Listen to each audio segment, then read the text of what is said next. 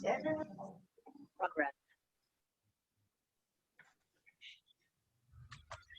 Bapak dan Ibu jamaah sekalian yang kami hormati, mohon berkenan Bapak dan Ibu jamaah untuk memberikan mode mute pada laptop atau pada handphone yang Bapak dan Ibu gunakan untuk mengikuti pengajian pada malam hari ini, karena sesaat lagi kita akan memulai untuk pengajian kita pada malam hari ini. Baik, bismillahirrahmanirrahim. Assalamualaikum warahmatullahi wabarakatuh. Warahmatullahi wabarakatuh. Innal hamdalillah nahmaduhu wa nasta'inuhu wa nastaghfiruh wa na'udzubillahi min syururi anfusina wa min sayyiati a'malina. May yahdihillahu fala mudhillalah wa may yudlilhu fala hadiyalah. Asyhadu an la ilaha illallah wahdahu la syarikalah wa asyhadu anna Muhammadan abduhu wa rasuluh. Allahumma shalli wa sallim ala nabiyyana Muhammad wa ala alihi wa man tabi'ahum bi ihsanin ila yaumil qiyamah. Yang terhormat narasumber pada malam hari ini Mas Hanung Bramantyo dan Mbak Zaskia Diameka. Yang kami hormati Bapak dan Ibu jamaah pengajian Muhammadiyah Witsu dimanapun berada. Alhamdulillah, pertama-tama marilah kita memanjatkan puja dan puji syukur kehadirat Allah Subhanahu wa Ta'ala, karena pada malam hari yang berbahagia ini, malam yang insya Allah kita semua mendapatkan limpahan barokah dari Allah Subhanahu wa Ta'ala, kita dapat bersama-sama hadir dan berkumpul kembali pada Zoom pengajian Muhammadiyah Witsu. Salawat serta salam semoga senantiasa tercurahkan kepada uswatun hasanah kita, baginda Nabi besar Muhammad Sallallahu Alaihi Wasallam. Semoga kita semua, para sahabat, keluarga, dan guru-guru kita mendapatkan syafaat dari beliau di yaumil qiyamah nanti. Amin, amin, ya rabbal alamin. Baik, Bapak dan Ibu jamaah pengajian yang dirahmati Allah, mohon izin saya selaku moderator pengajian pada malam hari ini akan menjelaskan secara singkat rangkaian pengajian yang akan kita lalui bersama pada malam hari ini. Yang pertama, kami mengajak kerjasama dari Bapak dan Ibu untuk tidak matikan suara atau memberikan mode mute pada saat pengajian berlangsung. Dan nanti Bapak dan Ibu jamaah bisa untuk mengaktifkan suara atau memberikan mode unmute pada saat sesi diskusi atau pada saat narasumber ingin berinteraksi dengan Bapak dan Ibu jamaah sekalian. Kemudian, seperti biasanya setiap Ahad malam, untuk pengajiannya adalah sesi sharing Bapak dan Ibu. Sharing dari narasumber, jadi nanti kita akan mendapatkan sharing pengalaman dari kedua narasumber kita, begitu J. Jadi pada malam ini bertepatan juga begitu J dengan Milad Muhammadiyah. Jadi kebetulan ini juga Mas Hanung Bramantyo itu juga merupakan sutradara film Sang Pencerah gitu ya. Jadi ini waktunya selaras sepertinya. Jadi Milad Muhammadiyah dan juga kebetulan narasumbernya juga sutradara film Sang Pencerah gitu J. Nah, kemudian untuk pengajian pada malam hari ini, untuk rangkaian acaranya, tentu yang pertama adalah kita awali dengan pembukaan, kemudian yang kedua adalah sambutan, kemudian yang ketiga sharing pengalaman dari narasumber, kemudian diikuti dengan sesi diskusi, dan yang terakhir yaitu penutup. Baik Bapak dan Ibu jamaah pengajian yang dirahmati Allah, kita melangkah pada acara pertama yaitu pembukaan. Marilah acara pengajian Muhammadiyah Witsu pada malam hari ini kita buka dengan bersama-sama melafazkan basmalah. Bismillahirrahmanirrahim.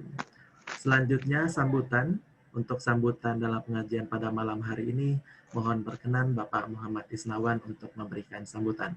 Pada beliau dengan segala hormat disilahkan. Assalamualaikum warahmatullahi wabarakatuh.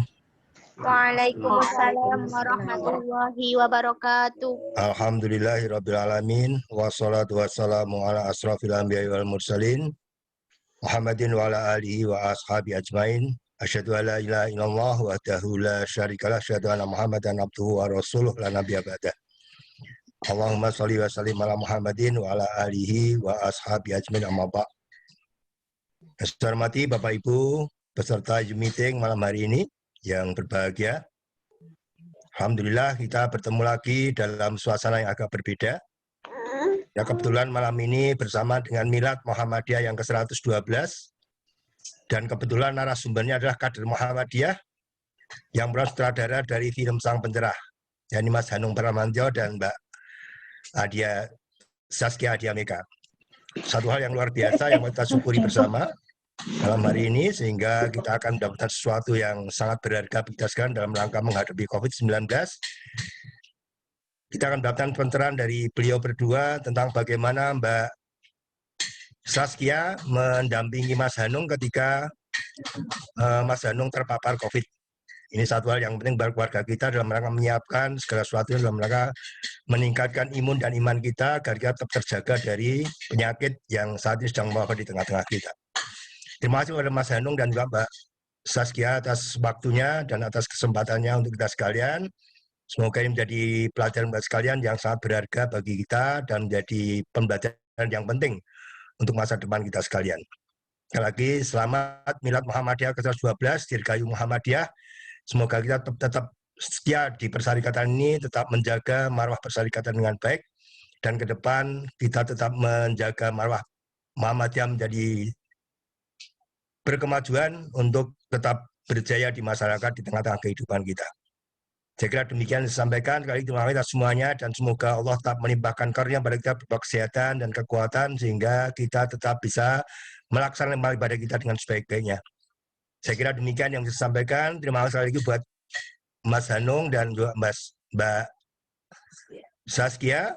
Semoga ilmu yang diberikan atau pengalaman yang diberikan bisa bermanfaat untuk kita sekalian. Terima kasih. Nasibunallah wa basyiril mu'minin fastabiqul khairat. Assalamualaikum warahmatullahi wabarakatuh. Waalaikumsalam warahmatullahi wabarakatuh. Terima kasih kami haturkan kepada Bapak Muhammad Isnawan yang telah memberikan sambutan dalam pengajian pada malam hari ini.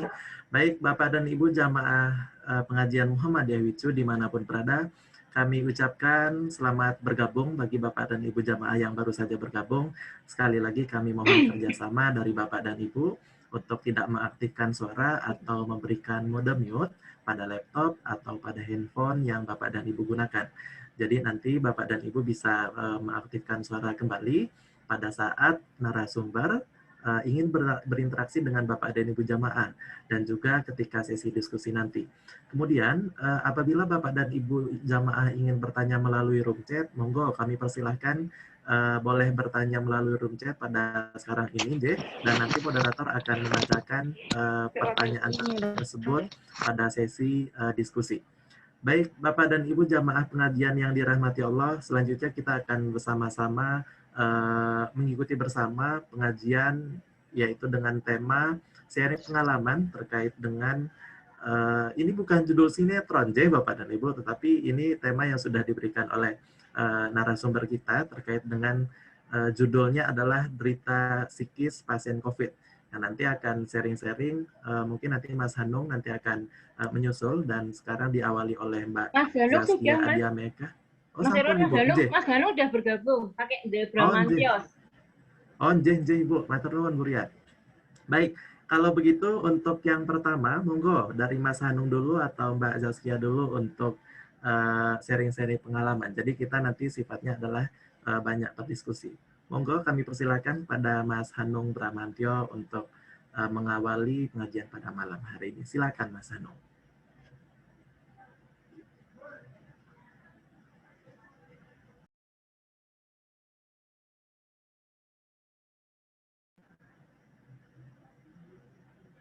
Assalamualaikum Mas Hanung.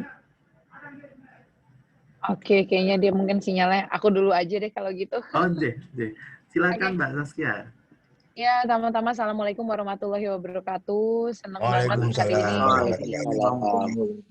Senang banget hari ini aku sekeluarga bisa berbagi pengalaman kemarin kami sekeluarga terkena COVID. Jadi semoga dengan pengalaman ini bisa menjadi harapan buat teman-teman mungkin yang sekarang lagi terkena juga, bisa menjadi semangat juga dan bisa menjadi pengetahuan buat teman-teman juga yang insya Allah belum kena dan kedepannya nggak kena juga.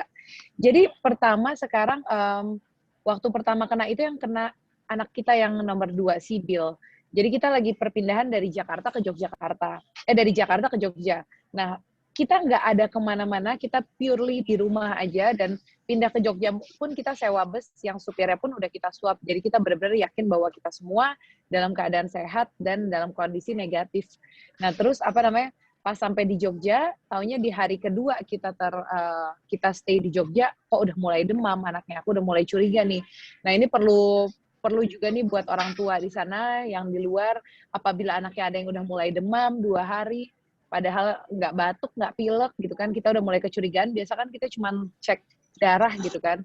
Sekarang ada baiknya kita swab juga untuk mengetahui ini benar nggak corona apa bukan, supaya pengobatannya tepat.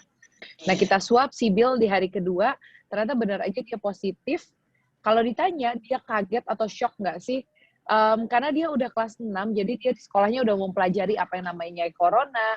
Terus corona ini kan menjadi virus yang ngebuat dia tidak bisa kemana-mana. Dia paham bahwa dengan ada corona, kita semua jadi lockdown sudah hampir 2 tahun. Jadi dia panik banget pas tahun pertama kali. Wah, kena corona, itu panik, dia shock, dan lain-lain. Ditenangin langsung sama Mas Hanung. Dan alhamdulillahnya, ya ini antara alhamdulillah dan sedih juga sih. Jadi dia nggak kena sendirian. Jadi yang kena itu positif Sibil, Kala, adiknya. Terus kebetulan ada asisten rumah tangga kita, 1 di sini, dan anaknya yang seumur Sibil. Jadi yang seumuran ini Sibil, Kala, sama Syifa, anaknya asisten rumah tanggaku tuh positif bareng-bareng. Yang namanya anak-anak kan ketika rame-rame kena, merasa jadi kayak, wah saya nggak sendirian nih, saya ada teman. Akhirnya mereka kita pisahkan ruangan, mulai menjalani isolasi. Nah mungkin karena Sibil pas positif pertama itu tidurnya sama Mas Hanung sih tadi yang ngerasain masih oke aja. Tapi di hari keempat anak-anak isolasi, Mas Hanung mulai nggak enak badan, dan pas kita cek, oh ternyata dia juga kena positif gitu kan. Akhirnya Mas Hanung bergabung sama anak-anak. Alhamdulillah kalau buat anak-anak ini yang semuanya harus tahu bahwa imunnya anak-anak itu jauh lebih baik, dan anak-anak itu lebih speed recovery gitu. Jadi mereka cuma demam sekitar 3 hari, setelah demam 3 hari, aku kasih vitaminnya tuh zinc, vitamin D, dan vitamin buat imunitas aja. Alhamdulillah mereka 3 hari itu udah sehat. Jadi demamnya cuma 3 hari pertama, setelah itu baik-baik aja. Cuman yang dewasa kayak Mas Hanung sama asisten rumah tanggaku yang besar itu cukup lama sakitnya. Nanti mungkin Mas Hanung bisa cerita. Jadi mereka sakit yang dengan gejala dengan batuk, terus dengan tenggorokannya sakit, dengan demam, itu bisa sampai 4-5 hari masih pusing kelengan. Cuman sakit yang ketika sudah dikatakan negatif, justru di situ babak baru mulai. Ini yang mungkin banyak orang belum sadari, bahwa ada yang namanya penyakit post-COVID. Post-COVID itu Mas Hanung tiba-tiba pas sudah negatif, aku ngelihat kok jadi orang yang cukup berbeda, jadi orang yang sensitif banget gitu kan. Terus cranky gitu, dikit-dikit kayak, aku tahu nih hawanya dia tuh nggak enak gitu, kayak, ini kalau diajak ngomong kok kayaknya dia akan marah ya, dia akan meledak, dia akan apa gitu. Aku juga sempat bingung, ini kenapa gitu. Aku coba tanya baik-baik, gimana badannya ya, badannya udah enak, tapi kok kayak orang gelisah terus, kayak orang bete, kayak orang marah-marah gitu kan. Sampai 1 hari dia pecah gitu, kayak secara perasaan gitu. Pas aku lagi subuh, mau sholat subuh, aku lagi sholat sunnah. Selesai sholat sunnah, aku ngeliat dia kayak di sendirian gitu, terus kayak sedih gitu kan. Aku nanya, kenapa sih kamu sedih? Dan sudah dari 5 hari setelah negatif, kok malah drop, malah sedih, moodnya nggak stabil gitu kan. Kayak orang mau marah, kayak orang hawanya nggak enak banget. Nah di situ dia baru bilang bahwa, kok aku ngerasa justru perasaannya nggak enak banget, ada perasaan yang namanya post-COVID mungkin ya. Itu bawaannya kayak orang depresi, kayak orang sedih, kayak orang merasa diisolasi, dijauhkan, terasing. Ada perasaan juga bahwa kemarin abis kena penyakit yang cukup mengancam gitu, mengancam situasi gitu kan, karena mengancam nyawa lah, terus takutnya kerasa baik-baik aja tiba-tiba kena serangan apa, nggak tahu lah kata dia gitu. Jadi justru buat aku ketika orang dewasa, yang agak berat itu adalah pemulihan secara psikis ketika setelah COVID gitu. Jadi ini yang banyak orang belum pahami. Orang merasa ketika udah negatif baik-baik aja, tapi ternyata buat penderita itu setelah sudah negatif justru mereka merasa belum selesai.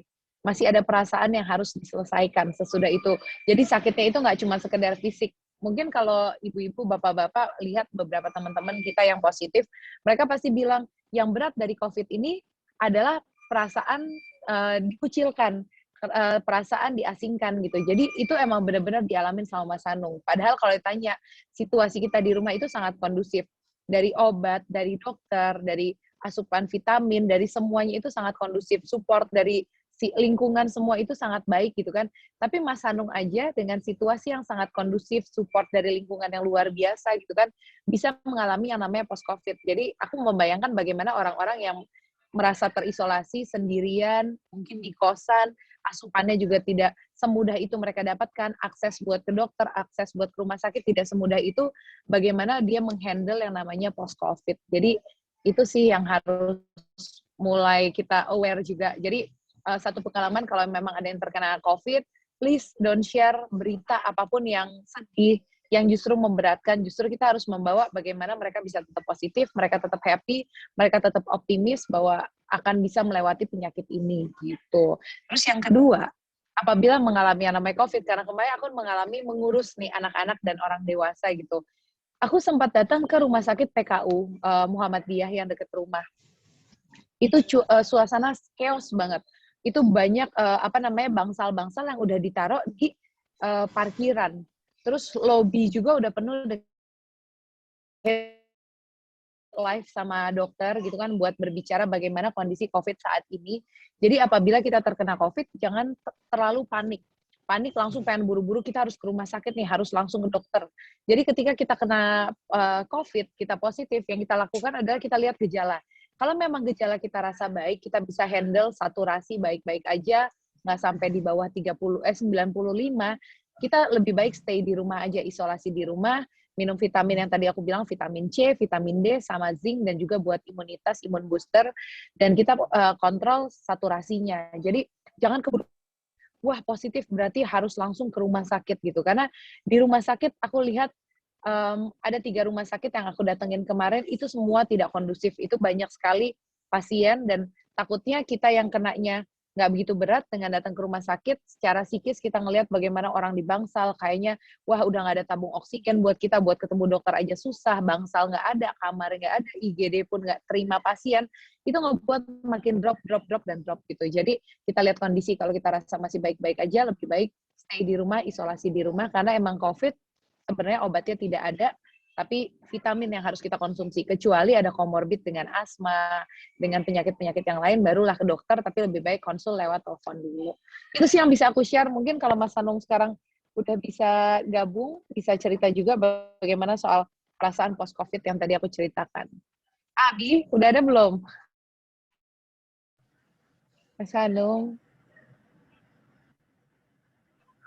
Saya lagi posisinya di PMI untuk donor plasma, jadi belum bisa ngasih sharing dulu. Mungkin Saskia aja dulu ya. Ya, belum tuh, masih tuh. Iya, belum. Ya, masih di posisi PMI.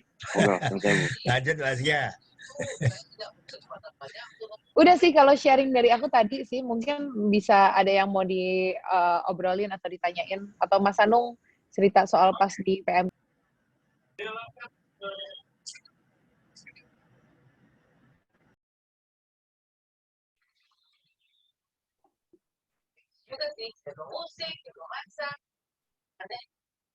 Langsung Mas Irwan. Irwan. Izin Bapak. Langsung dialog aja. Baik. Karena tadi saya sempat kelihatan. Baik Bapak dan Ibu jamaah, karena seperti yang saya jelaskan tadi bahwa untuk pengajian kita pada malam hari ini, Bapak dan Ibu jamaah bisa untuk bertanya melalui room chat sambil kita juga menunggu untuk bergabungnya kembali narasumber kita pada malam hari ini. Monggo Bapak dan Ibu jamaah, dan nanti moderator akan membacakan pertanyaan dari Bapak dan Ibu jamaah.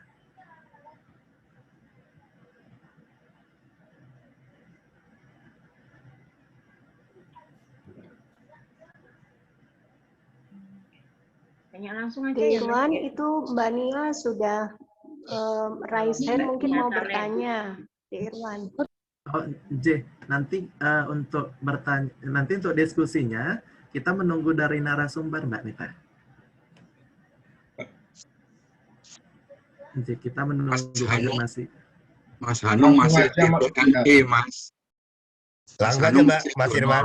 Mbak Saskia udah siap itu. Langsung aja kalau ada pertanyaan Mas Irwan, Mas Hanungnya belum bisa masuk. Itu langsung Mbak. Mas Irwan. J, baik. mau konfirmasi dulu ke Mbak Zaskia. Assalamualaikum Mbak Zaskia. Waalaikumsalam. Yes. Baik. Ini kalau ada jamaah yang ingin bertanya langsung saja atau bagaimana Mbak Zaskia? Boleh. Oke, baik. Terima kasih. Monggo Mbak Nia, di layar kami terlihat Mbak Nia untuk raise hand. Monggo untuk langsung bertanya kepada narasumber kita. Assalamualaikum warahmatullahi wabarakatuh. Waalaikumsalam. Wah, jauh dari Malang nih. Ya Allah nih Pak, sungkan saya Pak. Iya, Happy Milad untuk Muhammadiyah. Semoga Ya, kita makin mencerahkan Amin. dan makin bermanfaat bagi banyak umat gitu nggak. Mbak Kia, mohon izin saya mau bertanya Mbak Kia. Yes. Iya. Kan kebetulan kita di LDP MCCC ini kan juga ada 60 psikolog yang tergabung untuk ngurusin konseling COVID ya Mbak ya. Cuman saya sendiri malah baru tahu nih Mbak, ternyata kalau pasca COVID itu malah yang lebih parah ya Mbak. Makanya tadi saya tertarik sekali buat tanya, ternyata Mas Hanung aja yang sekelas produktif sekali, menurut saya filmnya banyak, beliau udah banyak berkarya, tapi beliau sendiri mengalami rasa nggak percaya diri dan sampai depresi ya Mbak ya. Nah ini Mbak Kia itu istilahnya bebenah terhadap suami itu seperti apa Mbak? Apakah melibatkan anak-anak juga atau hanya Mbak Kia sendiri secara intens terhadap Mas Hanung gitu sih Mbak? Makasih Mbak Kia. Yes, makasih. Jadi ini juga makanya yang jadi concern buat aku. Jadi pas Mas Hanung mengalami post-COVID yang perasaannya aku bilang dia merasa dikucilkan, dia merasa disingkirkan, dia merasa sendiri, merasa baru melewati satu penyakit yang menakutkan gitu, menakutkan di masyarakat sekarang gitu. Percaya nggak sih dia tuh sampai nangis gitu. Dan buat aku kayak dia sampai nangis sendiri malam-malam subuh-subuh gitu. Terus oke, kenapa gitu? Padahal kan buat aku secara support dari lingkungan, dari anak-anak, dari ini semuanya tuh luar biasa. Aku langsung membayangkan gimana orang-orang yang situasinya tadi aku bilang, justru mereka tidak nyaman dari tempatnya, dari keluarga, mungkin jauh dari keluarga, mereka harus di kosan dan yang lain-lain gitu. Jadi aku berharap banget banyak orang yang aware soal ini dan harus menyadari bahwa, oh yang saya alami ini sekarang lagi post-COVID. Jadi penderita tersebut harus menyadari bahwa perasaan depresi, perasaan sedih, perasaan takut, gelisah, dan yang lain-lain itu sangat wajar dialami buat orang-orang yang terkena COVID gitu. Dan itu nggak apa-apa. Nggak apa-apa diterima perasaan tersebut. Karena awalnya Mas Hanung tuh tidak menyadari bahwa dia nih lagi ngerasain perasaan apa. Itu yang repot. Jadi pas pertama belum mengalami perasaan, kita belum paham bahwa dia lagi kena post-COVID, itu chaos banget antara aku malas ngajak dia ngomong gitu kan. Jadi setelah udah 5 hari kayak mau ngomong sama dia tuh kayak nggak ada hawanya, nggak enak banget ya pada ribut. Dan aku nggak tahu masalahnya apa gitu. Aku ngerasa baik-baik aja, udah ngurusin dengan baik. Terus kemarin kita sempat Zoom juga sama Tangguh Wisnu sama Shiren. Sungkar. Pas Mas Hanung cerita, taunya Wisnu bilang, waktu aku COVID, Mas, aku juga ngalamin kayak gitu. Aku ngelihat dari atas Shiren main sama anak-anak gitu kan. Terus Shiren cuma telat nganterin makanan gitu kan. Telatnya juga kayak cuma 10 menit. Itu Wisnu langsung, kenapa kok bisa telat ngasih makannya gitu-gitu. Jadi ternyata hampir semua pasien COVID pun mengalami perasaan psikologis tersebut gitu. Nah ini yang belum digaungkan, ini belum disosialisasikan sehingga para pasien bisa paham bahwa terima perasaan tersebut, lingkungannya juga bisa menerima, bisa bantu merecovery perasaan. Jadi yang di recovery itu nggak cuman fisiknya aja, tapi mentalnya juga harus kita bantu recovery. Nah cara aku bagaimana melewatinya? Yang pertama tadi aku bilang, kita sama-sama menyadari bahwa oke, ini kita lagi mengalami post-COVID. Post-COVID itu ada perasaan emosional yang harus kita sembuhkan juga, nggak cuma fisik. Dan yang paling penting, Mas Hanung pun harus menyadari bahwa ini ada perasaan yang harus disembuhkan, kamu harus menerima perasaan itu, yuk sama-sama rilis semua ketakutan, rilis semua perasaan yang terisolasi gitu. Karena Mas Hanung tuh marah ketika misalnya di rumah, aku masih bilang pakai masker dong, terus atau enggak aku bilang jangan deket-deket dulu ya, karena kan baru negatif banget. Itu tuh langsung tersinggung. Kok kayaknya kamu takut sih sama aku, kok kamu ini? Ya dalam hati ya wajar kalau aku takut, karena kan masih ada 3 anak kecil yang alhamdulillah mereka nggak terkena positif kemarin gitu kan. Jadi yang paling penting tadi aku bilang itu Mbak, alhamdulillah nih kalau dari Muhammadiyah udah ada tim psikolog juga yang bisa membantu, karena banyak orang yang merasa bahwa ketika kita sakit yang disembuhkan itu hanya fisik. Padahal penyakit psikis itu jauh lebih berat, karena buat kita semua tahu kan di dalam kalau jiwa kita sehat, jiwa kita baik, tubuh kita akan kuat. Tapi ketika jiwa kita drop, itu akan punya pengaruh banyak sekali ke kondisi fisik kita gitu. Jadi penting banget yang namanya menyembuhkan penyakit psikis itu. Itu pasca COVID itu berarti jedanya berapa hari, Mbak? Setelah dinyatakan negatif dari hasil swab terakhir, Mbak? Dari negatif itu dia udah mulai gelisah-gelisah itu ya dari mulai COVID ya, karena kan dia mulai diasingkan. Maka dia merasa awal perasaannya itu adalah saya diasingkan, saya diisolasi gitu kan.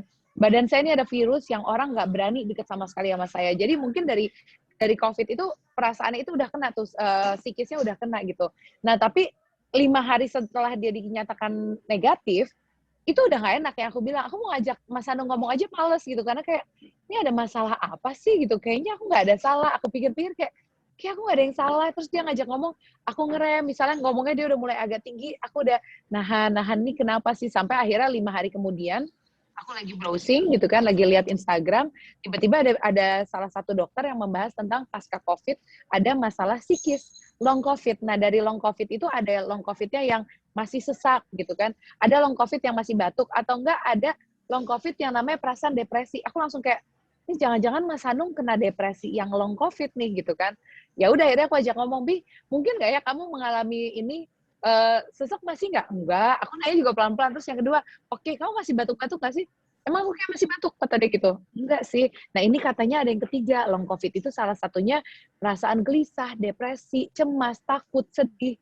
Kamu ngalamin itu nggak? Terus kata dia, kayaknya aku ngalamin itu deh. Udah, dari situ baru mulai komunikasi kita, baru mulai enak.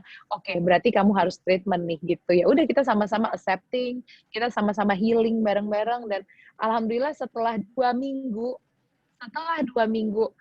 negatif dan sama-sama kita menyadari, oh ternyata dia lagi ada masalah dengan psikisnya yang harus kita sembuhkan bareng, mulai enak. Jadi ya yang harus menyadari, lingkungan di rumah, keluarga juga harus menyadari. Ini walaupun udah sembuh tapi ada yang belum sembuh secara maksimal. Wah, makasih banget ya Mbak, ilmu baru nih. Karena selama ini kan kita ngatasinnya kan yang lagi COVID ya Mbak ya. Jarang banget yang pasca COVID. Ya, makasih ilmunya Mbak. Salam buat keluarga Mbak. Makasih Mbak Nia. Baik, Mbak Zaskia, ini saya mau bacakan pertanyaan dari jamaah yang sudah menuliskan di room chat, Mbak Zaskia. Jadi di sini ada beberapa pertanyaan yang hampir sama, jadi saya mengambil poinnya saja. Ini bagaimana cara Mbak Kia untuk melakukan penguatan psikologis terhadap anak-anaknya yang sedang terkena COVID, begitu Mbak? Oke, kalau anak-anak buat aku justru jauh lebih mudah, Mas. Jadi anak-anak kan pertama mereka masih mudah dialihkan. Kedua kita bisa menyaring gitu loh. Nyaring berita-berita apa yang bisa mereka terima kayak dari handphone, dari grup WhatsApp apa. Buat aku lebih sulit justru buat orang dewasa. Jadi waktu anak-anak aku positif, pertama aku alihkan handphonenya, aku bilang, "Udah ya kalian boleh main handphone, paling kalian boleh nonton." Jadi bukan yang internet, karena buat aku yang paling mengganggu secara psikis itu adalah berita. Berita kayak kita sekarang orang dewasa, bulan ini, sebulan terakhir pasti yang paling banyak berita, kalau nggak innalillahi wa inna ilaihi raji'un, atau nggak yang kedua dicarikan donor convalescent. Itu paling banyak berita yang saya terima lewat WhatsApp gitu kan. Postingan juga seperti itu, ini sakit, orang tua ini meninggal, ini kena apa segala macam. Jadi berita itu luar biasa sangat mengganggu psikologis gitu kan. Tapi kalau anak-anak kan masih bisa kita saring bahwa jangan lihat WhatsApp ya nah, jangan lihat Instagram, jangan lihat apa, kalian cuman nonton aja. Jadi anak-anak kemarin pas mereka lagi positif, handphonenya aku ambil, mereka aku kasih banyak kegiatan. Jadi aku beliin mereka mainan-mainan buat di luar gitu. Jadi mereka main congklak, mereka main monopoli. Jadi aku bilang, kalian di belakang walaupun nggak bisa peluk aku, nggak bisa peluk, bentar lagi insya Allah sehat. Jadi aku banyakin mereka aktivitas di luar kamar, mereka jemuran, terus mereka aku alihkan bahwa udah ini cuman sakit COVID yang paling cuman sebentar lah, paling 2-3 hari, aku bilang gitu. Dan emang benar, alhamdulillah 2-3 hari beratnya habis gitu mereka udah baik-baik aja. Bahkan kalau hari kelima itu dites, aku yakin sekali mereka udah negatif. Karena di hari keempat mereka udah main sepatu roda, terus udah pada dancing, udah pada happy banget. Ya kalau anak-anak lebih baik kita alihkan gitu. Pokoknya pikiran mereka harus happy, harus positif. Nah, kalau sebelumnya pikiran anaknya Mbak Kia itu sempat itu ya Mbak ya, ada nggak perasaan minder atau cemas atau perasaan-perasaan yang tidak mengenakan gitu sebelumnya. Betul, takut luar biasa, apalagi yang gede. Jadi kan emang di sekolah kan, emang kemarin kan Pak Nadiem kan emang udah memberitahukan bahwa ini soal COVID ini harus dijelaskan kepada anak-anak. Di sekolah online itu COVID menjadi salah satu pelajaran bahwa mereka harus paham kenapa kita semua lagi lockdown, kenapa kita tidak bisa masuk sekolah offline gitu, kenapa kita harus sekolah online, ada virus apa sih yang lagi kita hadapin. Jadi anak umur kelas 3 ke atas mereka udah paham COVID itu apa gitu. Jadi ketika COVID tersebut akhirnya kena ke mereka, ke rumah kita gitu kan, mereka panik, mereka shock. Ini yang kita bahas selama ini yang buat semuanya lockdown, yang bikin saya nggak bisa sekolah, itu bikin mereka drop. Nah setelah itu yang aku beritahukan ke mereka adalah berita-berita yang orang lain sembuh, orang-orang yang berhasil gitu kan, bagaimana melewatinya. Jadi kalau anak-anak itu sangat mudah masih kita saring untuk semua informasinya. Jadi berita-berita orang yang meninggal, orang yang gagal, yang COVID jadi komorbid dan lain-lain, ya tidak aku sampaikan ke mereka. Jadi aku memberikan mereka semangat dan optimisme, ya yang namanya ke anak-anak kan gitu. Jadi ya mereka semangat dan mereka akhirnya pede aja sih gitu. Dan alhamdulillah karena kenanya bertiga, teman seumuran, jadi mereka berasa kayak lagi sleepover gitu. Di belakang kayak happy aja. Cuman akunya 2 hari menata hati. Jadi pertama kali tahu anak positif tuh langsung kayak ngerasa bersalah, karena kan anak-anak di rumah aja, yang keluar rumah aku sama Mas Hanung. Tapi kita ngerasa bahwa kita keluar juga sangat menaati prokes, jadi kita ngerasa kayak kayaknya nggak mungkin gitu kan, tiba-tiba yang kena anak. Aku malah nggak kenapa-napa, Mas Hanung juga nggak kenapa-napa, alhamdulillah kita negatif. Kok malah anak yang kena, udah hari pertama drop, hari kedua kita udah mulai, hari pertama aku nangis, aku drop, tapi anak-anak nggak lihat, jadi pas aku nangis, aku drop, aku ngumpet dulu gitu kan, menata hati. Hari kedua, hati aku udah mulai siap, aku ngadepin mereka, dan hari kedua tadi aku lihat juga di chat, juga ada yang nanya bagaimana mengabarkan ke lingkungan. Hari kedua ketika hati aku udah mulai siap, kita mulai ngabarin Pak RT, terus setelah kita ngabarin Pak RT, itu luar biasa sih kalau buat aku support dari lingkungan. Jadi saya kabarin Pak RT, ternyata Pak RT itu sudah dikabarkan dari puskesmas. Jadi buat siapapun yang ngambil sampel PCR dan lain-lain, itu pasti dari rumah sakit akan mengabarkan puskesmas terdekat, puskesmas akan mengabarkan ke RT. Jadi RT udah tahu, pas ngabarin ke RT, langsung datang Satgas COVID, mereka langsung disinfektan seluruh rumah, dari puskesmas juga datang, ngasih penyuluhan soal obat-obatnya, terus ngasih nomor yang bisa dihubungin kapanpun, kalau ada keadaan darurat, kita bisa ngubungin mereka. Jadi, dan tetangga juga luar biasa ya, ketika kita tahu kita positif, mereka mencoba ngirimin buah, terus mereka ngasih support, ngasih semangat, dan alhamdulillah nggak ada yang justru mengucilkan atau mengasingkan kita semua gitu. Kalau dari respon tetangga Mbak Zaskia, kalau misalnya dari anaknya Mbak Zaskia yang sudah terkena COVID ini responnya seperti apa? Apa Mbak? Soalnya kan itu merupakan perilaku, apa sih kok bisa sampai segini gitu. Jadi perhatiannya kok segini ketika saya sakit gitu. Ada nggak kira-kira pertanyaan seperti itu dari anaknya Mbak Zaskia?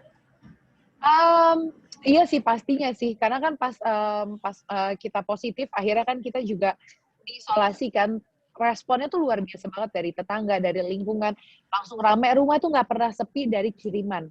Ada yang ngirimin makanan, ngirimin apa, dan buat aku itu sangat membantu secara psikis gitu. Jadi emang yang aku bilang tadi, kita harus menekankan bahwa yang namanya psikologis seseorang itu punya pengaruh besar banget buat imunitas, buat kekuatan tubuh gitu. Jadi buat teman-teman kan misalnya adalah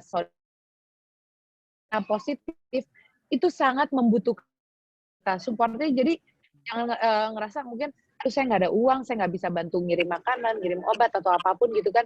Padahal sekedar doa, sekedar cuman gimana hari ini, ada sesak apa enggak, dengan perhatian-perhatian itu justru menjadi imun booster sih buat aku. Jadi jangan malah jauh-jauh ya, jangan keluar dulu ya, terus jangan menyebarkan berita, si ini kemarin meninggal loh, si ini kemarin nggak dapet tabung oksigen, gini-gini. Please, jangan berita apapun hal yang sedih, hal yang negatif gitu kan.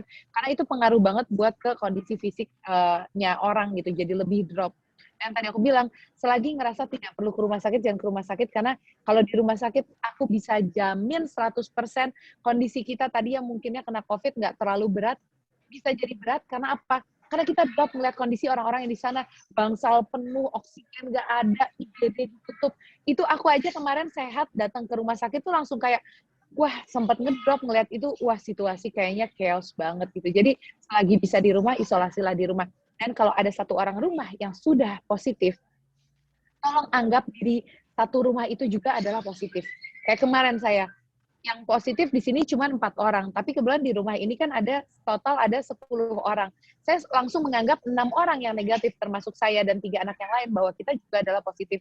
Jadi jangan panik ketika, wah itu ada yang positif di rumah, langsung bagaimana ngungsiin yuk, kita ungsiin yang negatif gitu. Karena takutnya yang negatif kita ungsikan, ternyata dia belum menunjukkan tanda-tanda gitu, belum menunjukkan gejala.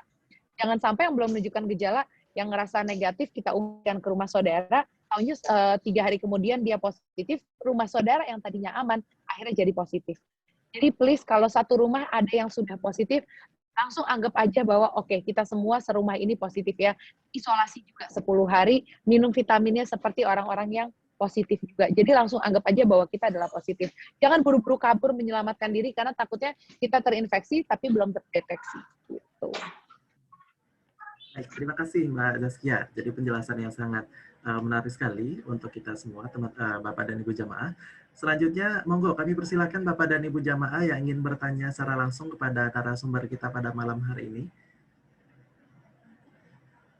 Di unmute terlebih dahulu, J.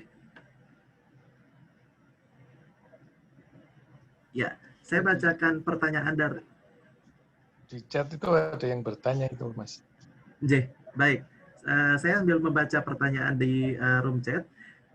Di sini terkait dengan Mas Hanung, Mbak Zaskia.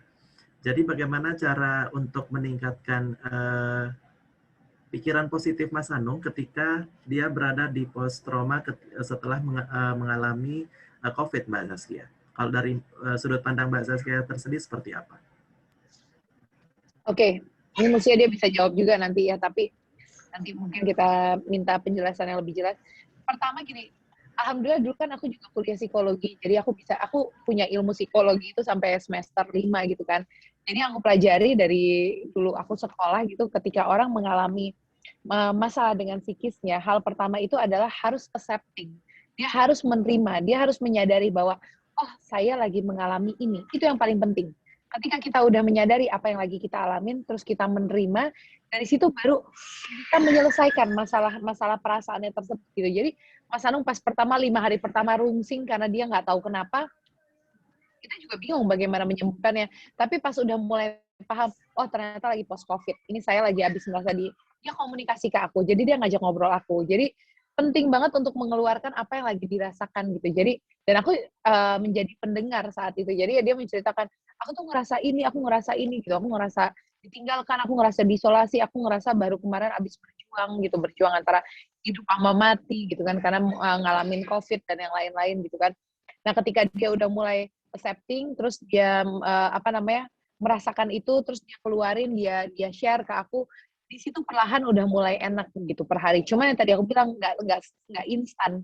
Jadi setelah 2 minggu perasaan tersebut baru healingnya itu butuh waktu 2 minggu baru dia ngerasa oke. Jadi sekarang udah mulai stabil karena udah 3 minggu lewatnya gitu. Jadi emang butuh waktu.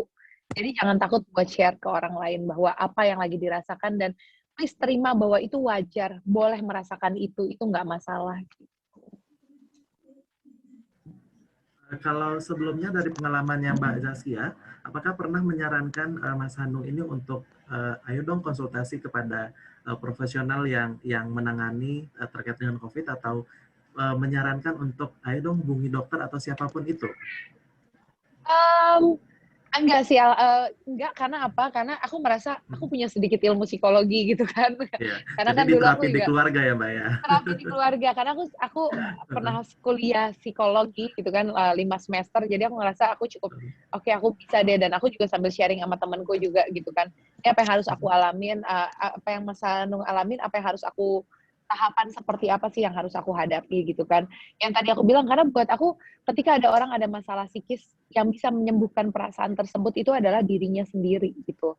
Orang lain itu hanya mendengarkan dan memberikan saran, tapi keputusan akhir itu hanya pasien tersebut yang bisa mengambil keputusan gitu. Jadi yang kemarin aku menjadi pendengar, aku ngeiyain, aku bilang bahwa oke, nggak apa-apa perasaan tersebut kamu rasain dan lain-lain gitu.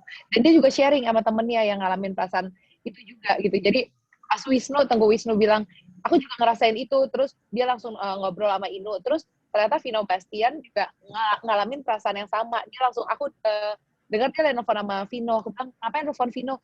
Vino ternyata ngerasain sama kayak aku, dia juga ngerasa perasaan emosi yang gini. Nah ketika dia dapet temen tuh, ngerasain perasaan yang sama, di situ dia mulai rilis gitu. Jadi mesti ada komunitas orang-orang yang sudah positif gitu kan, untuk bisa sharing. Jadi mungkin kalau ada yang positif terus ngerasain perasaan tersebut, bisa sharing sama teman-teman yang pernah positif juga gitu. Mungkin bisa saling bagi cerita. Ketika ngerasa bahwa oh saya nggak sendirian, ada yang ngerasain yang sama, itu justru jauh lebih meringankan perasaan tersebut. Berarti sharing-sharing pertama teman-teman dekatnya gitu ya Mbak Kia, sehingga itu juga menjadi proses healing tentunya untuk Mas Hanung kemarin. Kemudian ini pertanyaan dari jamaah yang ada di room chat. Sebagai ibu, jika anak sakit biasanya kita juga panik seperti itu. Lantas bagaimana cara menata hati untuk bisa tenang sehingga mampu menjaga keluarga sampai sembuh? Kalau tadi Mbak Kia sudah menjelaskan bahwa 1 hari itu butuh untuk menata hati dulu nih, baru hari kedua untuk bisa keluar rumah begitu. Atau keluar kamar bertemu dengan anak-anak begitu. Kalau dari pengalaman Mbak Kia kemarin seperti apa Mbak untuk menata hatinya ini sebagai seorang ibu gitu Mbak? Ya, pada akhirnya tidak ada pilihan untuk tidak kuat gitu. Jadi emang ketika akhirnya anak-anak udah positif gitu kan, terus suami juga positif, akhirnya udah dalam situasi mau nggak mau aku harus kuat dan aku harus gitu. Jadi nggak ada alasan buat manja gitu. Jadi kemarin pas anak-anak udah positif, Mas Hanung positif, ya udah di kepalaku adalah ya aku harus kuat, aku harus baik-baik aja, aku harus positif gitu, harus ngebuat mereka bahwa oke, aku harus paling bisa menenangkan situasi karena alhamdulillah Allah ngasih aku tetap sehat kemarin, tetap negatif gitu kan. Ya udah, jadi tinggal gitu aja, nggak ada pilihan untuk selain harus kuat. Gitu. Saya udah bisa sharing nih sekarang.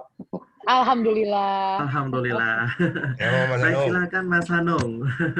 Ya, mohon maaf soalnya pada saat saya dihubungi dan menyatakan kesediaan untuk Zoom meeting pada hari ini jam 7:30, 1 jam setelah itu baru dapat kabar dari PMI Kota Gede kalau jadwalnya ternyata sama. Jadi agak benturan tadi itu jadwalnya. Oke, anyway, terima kasih atas kesempatannya. Saya sebetulnya sebelum acara ini ditanya, enaknya membahas tentang apa gitu kan. Nah, kalau dia membahas tentang pengalaman COVID, pengalaman isoma, saya pikir itu bisa didapatkan di teman-teman yang lainnya, karena banyak sekali sharing-sharing tentang itu. Tetapi yang jarang sekali saya temui tentang COVID ini adalah kondisi psikologis gitu kan. Jadi pada saat Mas Dodi nanya ke saya apa yang mesti dibahas, makanya saya berikan usulan judul derita, ya. Derita psikologis mantan COVID gitu. Jadi kayak judul sinetron gitu kan.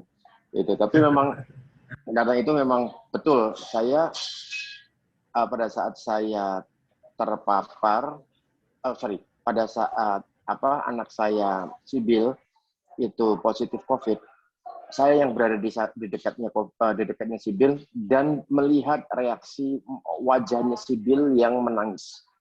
Maksudnya menangis itu dalam pengertian bahwa ketika yang namanya alat antigen itu mengindikasikan positif, itu adalah sebuah tanda yang cukup membuat shock gitu kan, apalagi anak umur 10 tahun gitu kan. Saya saja orang tua itu yang ketika mendapatkan tanda positif itu merasa kaget gitu kan, apalagi anak. Nah, karena itu makanya pada saat dia menangis, saya refleks langsung memeluk dia. Gitu kan, memeluk si anak itu gitu kan. Saya tuh nggak ada kepikiran akan tertular, nggak ada. Saya nggak ada urusan dengan itu semuanya, ya kan. Tapi yang jelas pada saat dia menangis takut gitu kan, saya memeluk dia. Nah, mungkin itu yang kemudian membuat saya akhirnya terpapar dengan anak saya 4 hari setelah itu. Nah, pada saat saya pada saat Sibil dinyatakan positif dan kalau dinyatakan positif, ini yang terjadi pada seluruh rumah. Semuanya kemudian langsung tes. Jadi seolah-olah itu COVID itu terpapar tuh langsung gitu loh. Kayak apa namanya? Kayak lari maraton gitu loh. Jadi tongkat estafetnya kan diserahkan kepada pelari berikutnya, terus langsung pelari berikutnya membawa tongkat estafet itu. Seolah-olah COVID itu dilogikakan seperti itu. Padahal enggak. Jadi pada saat Sibil kena positif, semua langsung tes. Nah, pada saat itu semua negatif, termasuk saya negatif. Ya kan? Saya negatif, Saskia negatif, semua negatif. Hanya Sibil, Kala, Siva, sama Mbak Ina, asisten rumah tangga, yang itu yang dinyatakan positif. Nah, ketika saya dinyatakan negatif, kondisi psikologis saya tentunya ya saya negatif kok. Jadi gitu, kesannya tuh ya saya normal gitu loh, saya nggak sakit gitu kan. Nah karena itu maka kemudian saya bebas mau bergerak kemanapun bebas pada saat itu gitu kan. Karena saya merasa diri saya negatif. Nah 4 hari setelah itu baru saya merasa diri saya drop.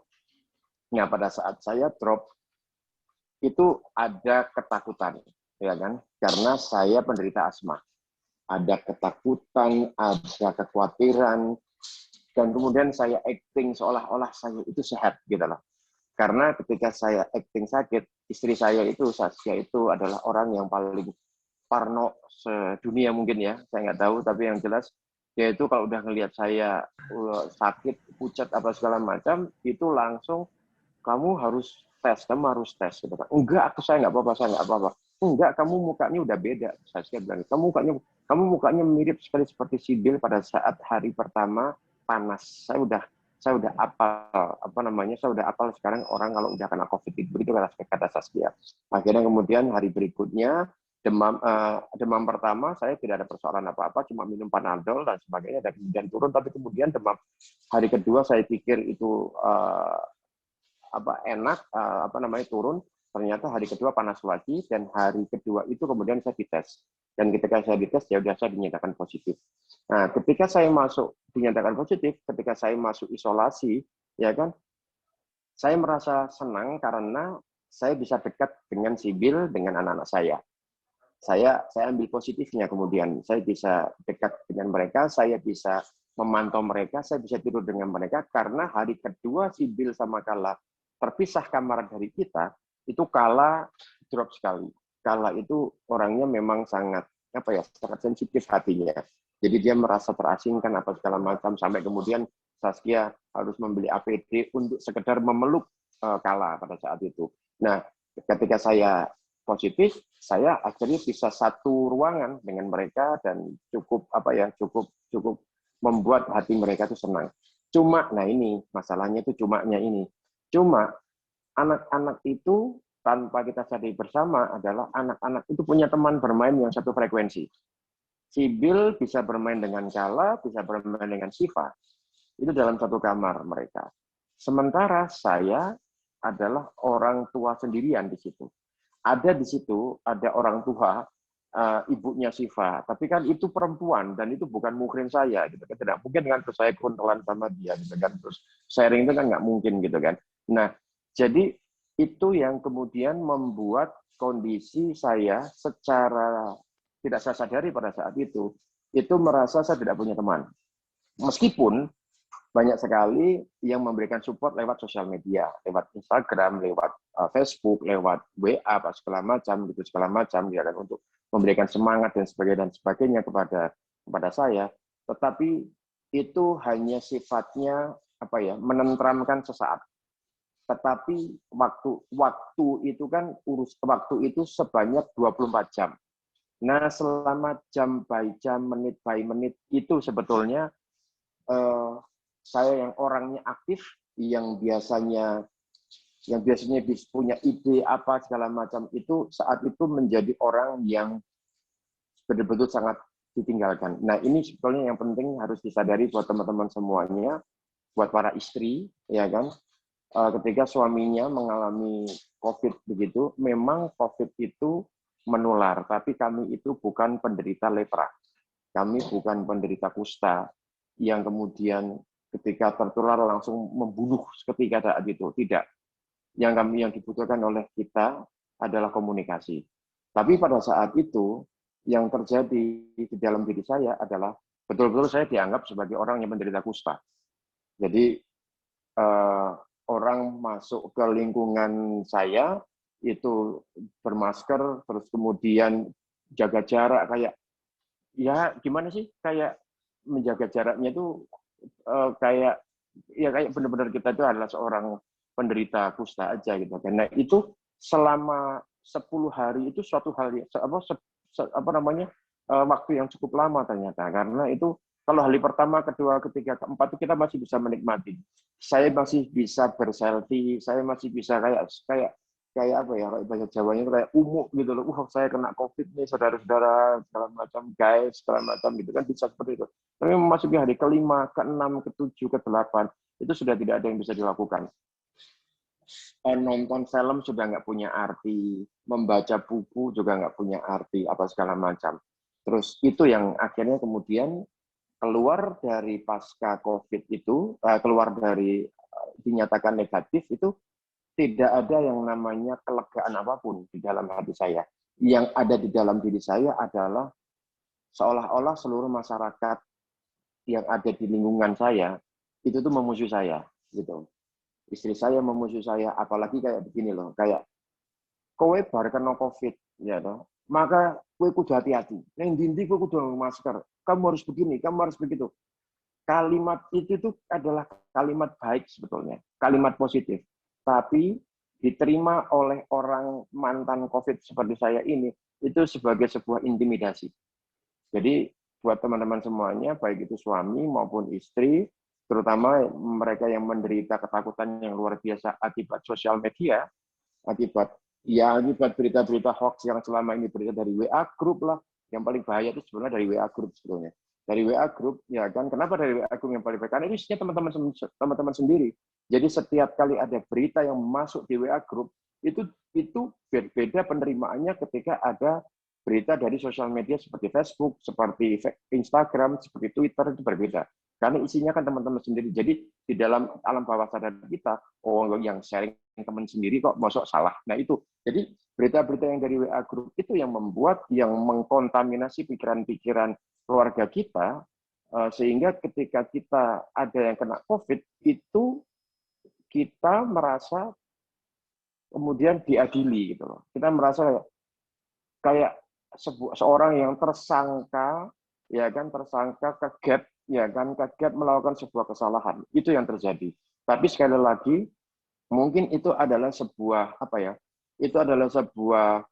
kondisi yang dialami oleh orang yang terkena COVID.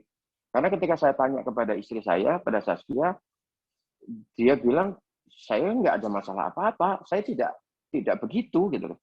Artinya tidak ada pikiran apapun, tidak ada pikiran negatif, tidak ada maksud apa-apa. Jadi memang saya juga tidak tahu ini kondisi, apakah kondisi yang siapa yang benar, siapa yang salah, juga tidak ada. Tetapi yang jelas ini fakta betul terjadi bahwa yang namanya orang yang sakit merasa dirinya dibuang, sementara orang yang tidak sakit harus menjaga.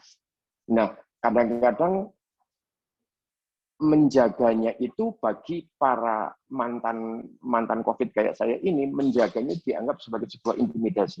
Padahal itu juga enggak. Gitu. Jadi buat bapak-bapak, ibu-ibu, teman-teman semua yang ada di sini, ini saya perlu share kepada teman-teman semuanya, karena ketika siapapun yang mengalami seperti saya ini, maka yang dibutuhkan adalah pengertian yang luar biasa.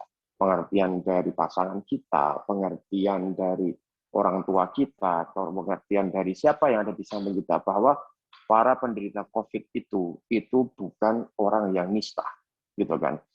Tidak usah ngomong kayak gitu, kita itu sendiri merasa diri kita itu nista, gitu aja. Udah itu dulu sementara, mungkin nanti bisa kita sambung dengan tanya jawab.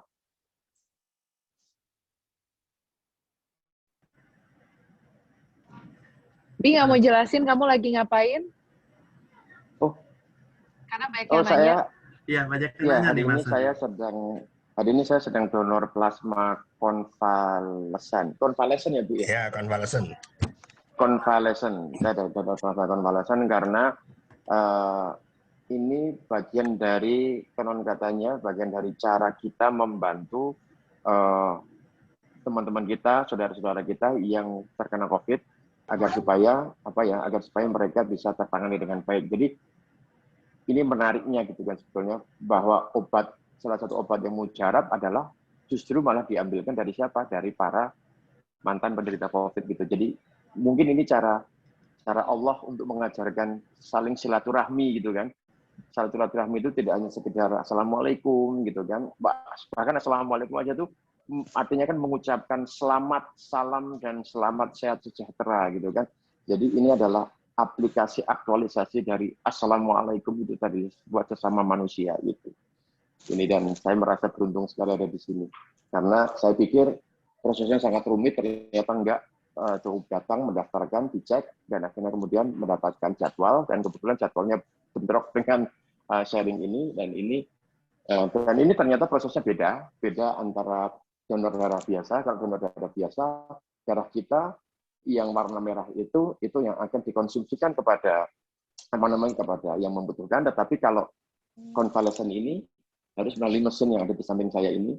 Jadi darah kita itu seperti diurai, gitu kan, diambil zat yang khususnya gitu, baru kemudian diambil plasmanya, ya kan, maka disebut darah plasma, diambil plasmanya, dan plasma tersebut yang kemudian ditransfusikan kepada para penderita COVID itu. Malah penderita COVID. Baik, terima kasih Mas Hanung atas sharingnya, tentunya sharing yang sangat luar biasa sekali bagi kita semua.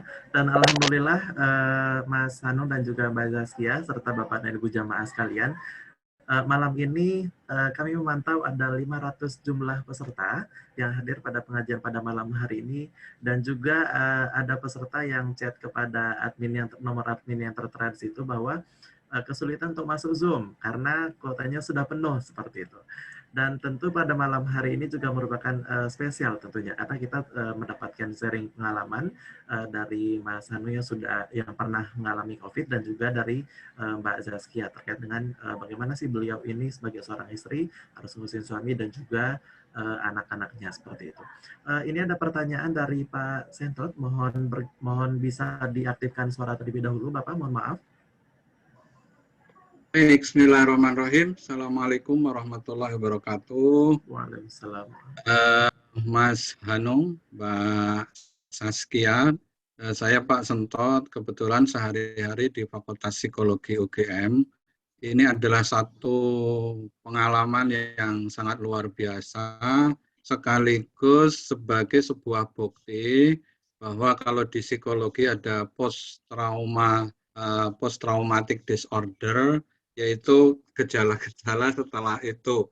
Cuma kadang-kadang ini karena COVID ini baru, maka kemudian bentuknya seperti apa.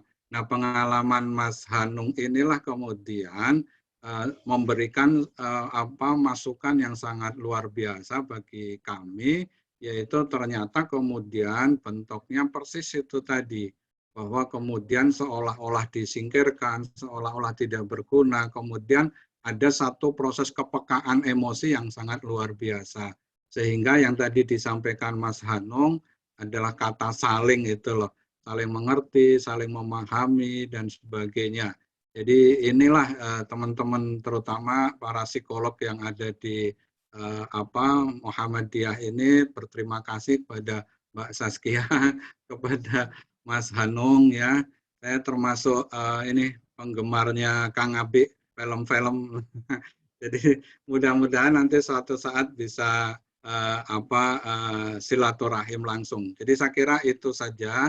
Sekali lagi bahwa ini ada satu pengalaman yang sangat menarik, dan juga sebagai satu bukti inilah post-traumatic disorder yang dialami oleh teman-teman yang mengalami masalah ini, sehingga tadi terutama lingkungan itu lebih memahami, masa kayak gitu aja kok, saya kan hanya terlambat sekian, saya omongannya kan nggak ada masalah, tetapi tadi itulah sensitivitasnya tinggi, sehingga itu. Sekali lagi mudah-mudahan sehat selalu, ditunggu film berikutnya kira-kira apa. Terima kasih. Assalamualaikum.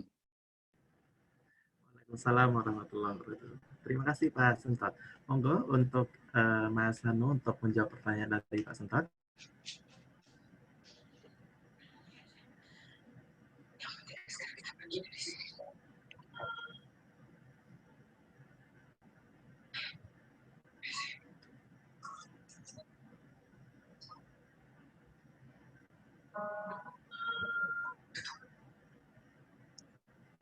Ya, silakan Mas Hanung untuk menjawab pertanyaan dari Pak Sentot. Mohon maaf tadi pertanyaannya secara spesifik apa ya? Karena saya merasa Pak Sentot hanya memberikan Iya, semacam pernyataan tadi. pernyataan gitu. aja, ya. Enggak nanya, cuma nanya filmnya yang baru apa ya? Oh, film saya yang baru. PPKM menino. Ya, sekali lagi saya bioskopnya tertutup sudah gitu. Jadi kukut ini orang-orang kayak saya udah kukut ini. Jadi sekali lagi saya tidak bertanya, justru malah hanya terima kasih saja karena ini sekaligus tadi memberikan sebuah bukti adanya traumatik setelah itu, dan ini nanti bisa dikumpulkan menjadi satu simptom-simptom sehingga semakin memperkaya dan lingkungan menjadi lebih mengerti, lebih paham itu. Monggo dilanjutkan, matur nuwun. Saya Mas. Oh, silakan Bapak. Terima kasih. Assalamualaikum. Waalaikumsalam warahmatullahi wabarakatuh. Silakan Pak Fauzan. Matur nuwun. Saya kebetulan temannya Pak Sentot dari psikologi yang akan pensiun ini saya sudah. Jadi kalau dari cerita Mas Hanung tadi, akhirnya saya itu mempunyai pencerahan gitu, bahwa selama ini penderita maupun pasien maupun masyarakat itu membuat stigma bahwa orang yang sudah kena COVID itu sudah layak untuk diasingkan gitu. Nah, ini yang terjadi di masyarakat tampaknya masih seperti ini. Walaupun memang ada di kampung-kampung tertentu itu yang masyarakatnya sangat guyup gitu, sehingga dia bisa membantu orang yang terpapar COVID, atau ada yang di shelter gitu. Tetapi di sebagian yang lain inilah masalah stigma ini. Nah, sebetulnya yang penting itu bagaimana mengedukasi masyarakat maupun pasien yang belum paham bahwa yang namanya support itu penting sekali. Jadi supaya masyarakat itu menjadi mempunyai anggapan bahwa orang yang sudah kena COVID itu sebetulnya kalau udah sembuh ya udah nggak bahaya gitu. Walaupun dia masih menderita, tetapi kalau kita menggunakan prokes dengan baik, saya kira itu nggak masalah gitu. Jadi ya ini sharing dari Mas Hanung dan keluarga ini memang sangat bermanfaat ya. Nah, nggak tahu nanti di lingkungan Muhammadiyah bagaimana ini untuk mensosialisasikan masalah-masalah yang seperti ini. Jadi saya kira itu saya juga mungkin nggak usah perlu dijawab oleh Mas Hanung. Matur nuwun, assalamualaikum. Nanti mungkin yang lain masih banyak. Waalaikumsalam. Waalaikumsalam warahmatullahi wabarakatuh. Baik, ini ada pertanyaan dari jamaah yang ada di room chat untuk Mas Hanung. Selain ada masalah emosi, apakah ada masalah atau simptom kognitif yang muncul seperti disorientasi waktu, bingung rencana aktivitas yang biasa dilakukan, atau ada simptom yang lain, Mas Hanung, yang dirasakan setelah mengalami COVID atau ketika mengalami COVID? Kalau bingung oleh waktu, terus ada rencana aktivitas apa ke depan itu, saya tidak bingung sama sekali gitu. Yang bikin bingung justru PPKM yang nggak kelar-kelar ini bikin bingung saya terus terang gitu. Nah, tapi pada saat saya isolasi, justru yang saya lakukan adalah pertama menjalankan aktivitas-aktivitas yang yang saya suka, misalnya seperti ngedit, terus kemudian saya menulis, gitu kan, menulis skenario, menulis cerita-cerita baru, misalnya seperti itu, gitu kan. Dan justru planning itu akan muncul di situ, bahkan nanti saya setelah ini akan begini, saya akan membuat film ini, saya akan membuat cerita ini, begini. Justru malah punya waktu yang banyak sekali selama 10 hari untuk memplanning sesuatu, gitu kan. Hanya yang memang berat sekali adalah bahwa saya merasa sendirian, gitu loh. Itu aja sebetulnya. Perasaan sendirian itu yang apa ya, yang kadang-kadang bikin kita. Dan juga gini loh, istri kita itu kan, atau mungkin kalau suami gitu kan, suami atau istri gitu kan, selalu melihat kalau yang kena orang dewasa, itu seolah-olah dia itu ucah gede, ya wis lah, jenenge wae gitu loh. Bisa merecovery dirinya sendiri. Padahal enggak loh, padahal belum tentu, justru malah ketika gede gini, gitu kan, tuwek gini, itu justru malah manjane pol gitu. Jadi mungkin itu yang kondisi yang terabaikan gitu. Jadi buat bapak-bapak, ibu-ibu gitu kan, mungkin buat teman-teman semuanya, ketika ada pasangan kita yang mungkin terkena COVID gitu kan. Kalau saya suruh milih ya, mending kena COVID kabeh kok. Lanang wedok kena COVID ini malah penak gitu loh. Jadi bisa sharing gitu kan. Iya. Kayak Pak Dodi dan Bu Ria. Gitu kan. Karena satu frekuensi gitu kan, satu frekuensi. Ya kan? Kalau banget beda kan, rasanya.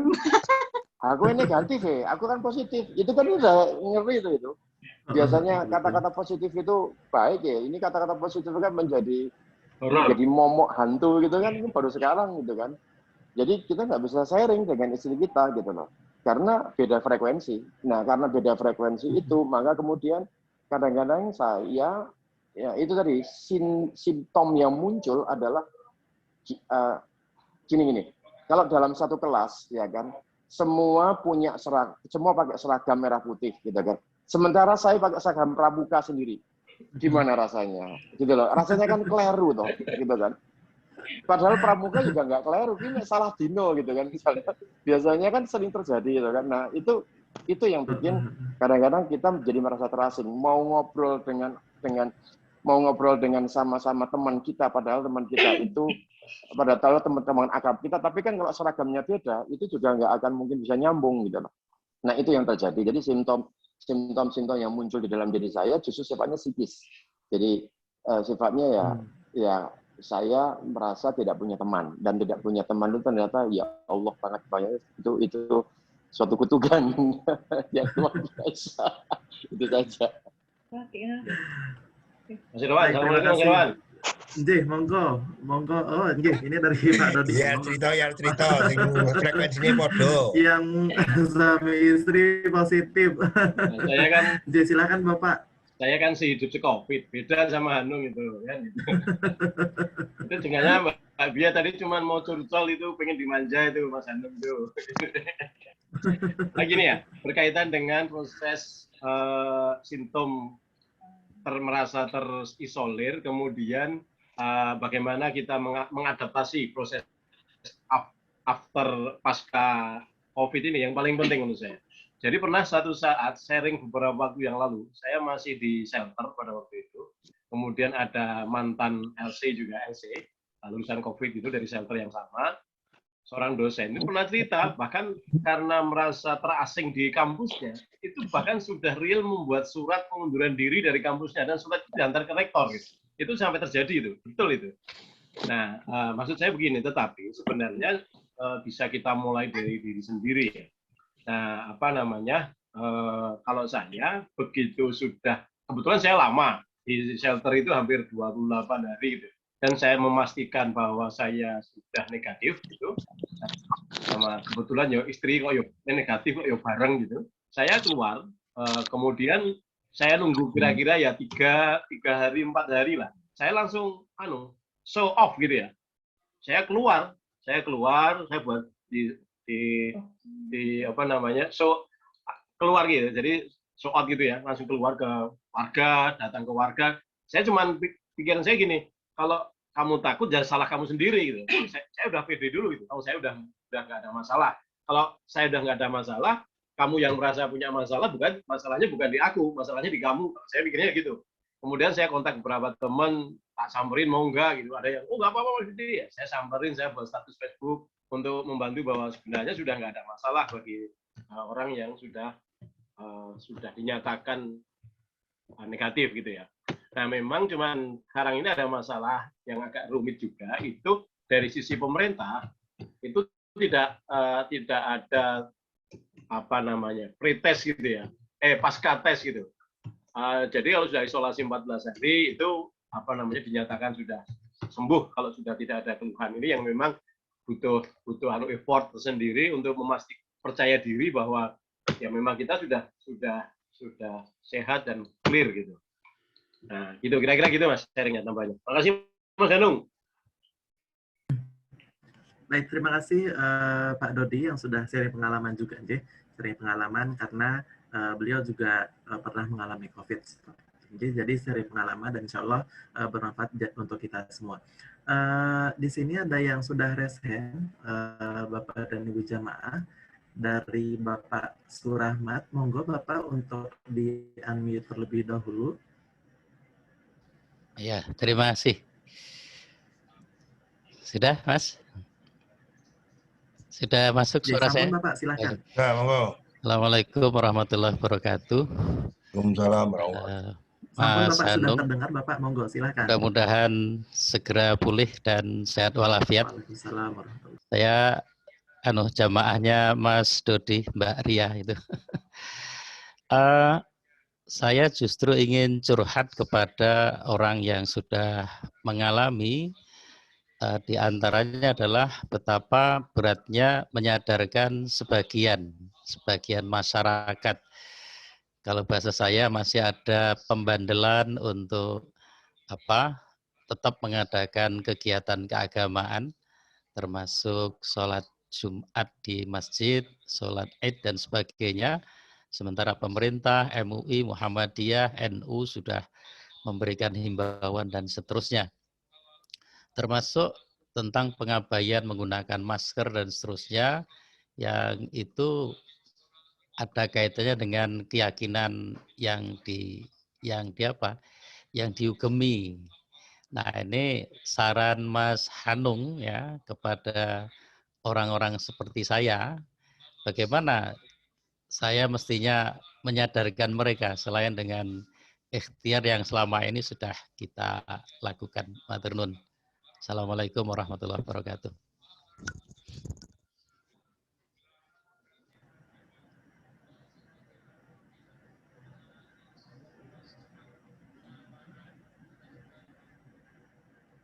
Izin menjawab. Ya, silakan Mas Hanung untuk menjawab pertanyaan dari Pak Surahmat.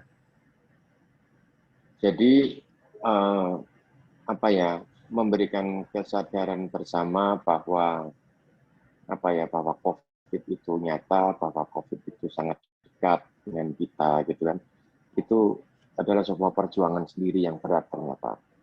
Karena bagaimana ya, untuk mengajak teman-teman kita saja pakai masker dalam lingkungan dekat kita menggunakan masker aja itu susah sekali, dan saking susahnya itu jadinya kita itu malah jadi salah. Nah, untung memang misalnya begini, kayak saya ada supir yang kebetulan memang dulu sudah resign. Itu saya pernah memarahi supir saya karena dia Jumatan, ya kan, dia Jumatan, sementara situasinya sedang tinggi-tingginya memang, gitu loh. Jadi itu terjadi pada saat saya sudah dinyatakan negatif, terus kemudian belum terjadi PPKM yang sifatnya seperti ini, terus kemudian dia Jumatan gitu, dan pada saat itu saya marah, dan ketika saya marah, saya merasa kok saya yang salah ya gitu loh, karena saya melarang orang beribadah gitu.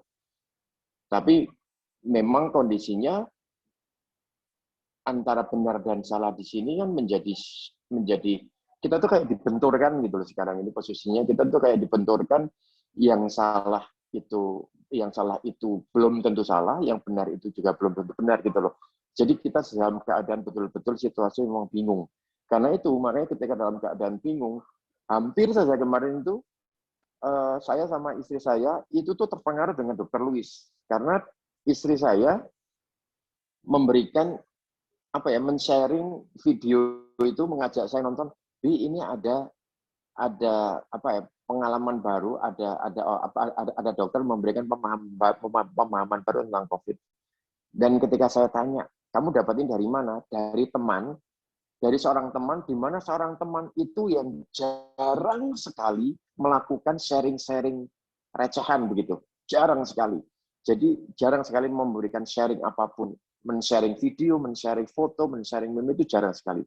Sehingga itu tadi, teman tersebut dianggap kami sangat dipercaya. Jadi pada saat kami melihat tayangan Dr. Lewis itu, hampir saja kami berdua itu merasa ini tercerahkan sekali dengan Dr. Lewis ini. Tapi kemudian saya sama Zaskia, alhamdulillah, kemudian 2 hari kemudian langsung mendapat kabar yang lain tentang ini semuanya. Saya searching apa segala macam tentang bahwa ternyata Dr. Lewis itu juga salah satu yang dianggap tidak benar. Nah, kenapa kita semuanya bisa sampai tiba-tiba merasa tercerahkan seperti itu? Ya karena kita semuanya berada dalam kebingungan antara ndi itu sing bener, sing salah, sing bener iki sing salah, sing ndi. Jadi karena itu makanya hanya dengan organisasi sih kalau saya ya, seperti Muhammadiyah gitu kan.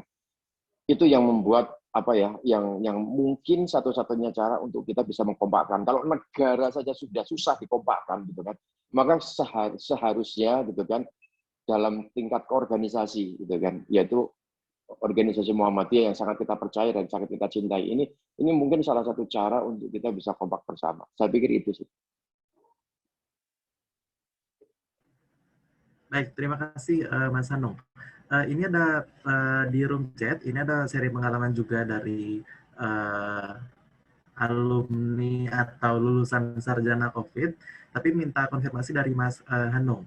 Jadi ada satu hal yang saya rasakan yang bersangkutan dengan kognitif, yaitu saya sering kehilangan satu kata ketika menulis. Di pikiran saya sepertinya sudah tertulis, ternyata tidak jadi tertulis oleh jari saya. Bukannya tipe ya, tapi memang karena pengen pikirannya sudah bilang mau menuliskan, tapi memang itu tidak tertuliskan. Itu berkaitan dengan kognitifnya. Kalau Mas Hanung mengalami boten, ini pertanyaan dari jamaah yang juga lulusan sarjana COVID, begitu Mas Hanung?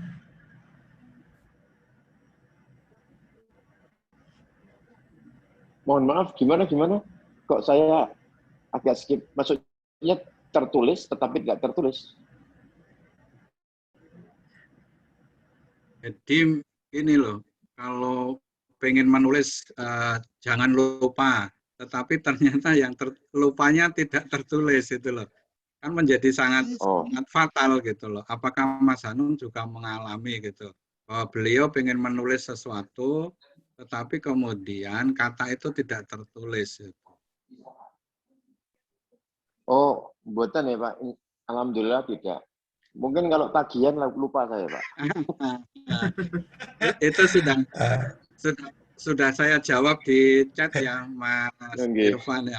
Jadi sekali lagi itu usianya berapa gitu loh. Kalau usianya sudah berusia, artinya itu hal yang wajar gitu. Nah, jadi sebelum COVID itu pernah mengalami enggak? Nah, saya yang sudah berusia itu tadi pengen menulis jangan lupa dikirim ke Pak Surahmat. Nah, ternyata lupanya itu tidak tertulis.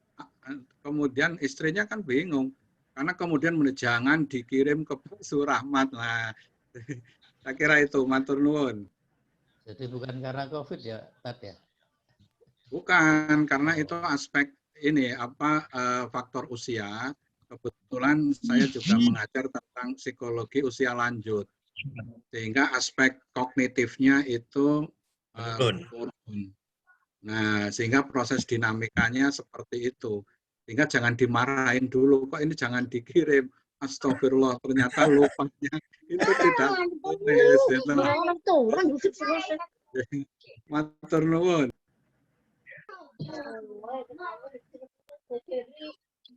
Baik, ini ada pertanyaan. Sepertinya